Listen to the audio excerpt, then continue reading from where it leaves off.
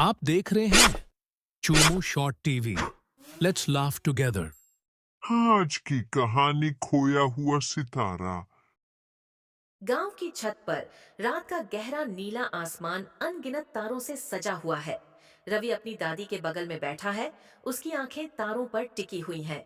दादी उसे तारों की कहानियां सुना रही है, पुरानी लोक कथाएं और ब्रह्मांड के रहस्य। हवा में हल्की ठंडक है और दूर से झिंगुरों की आवाज आ रही है।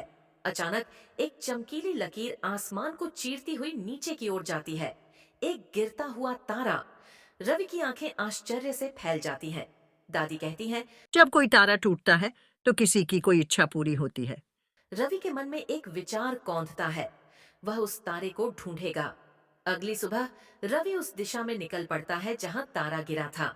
वह हरी भरी घास के मैदानों से होकर गुजरता है और एक बूढ़े चरवाहे भैरव को अपनी भेड़ों के साथ बैठा हुआ पाता है। रवि भैरव को तारे के बारे में बताता है।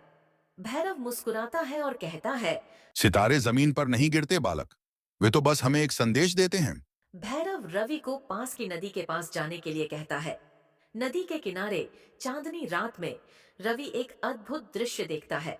नदी की सतह पर चांद की रोशनी चमक रही है और एक शांत आकृति नदी के ऊपर खड़ी है। नदी की देवी गंगा।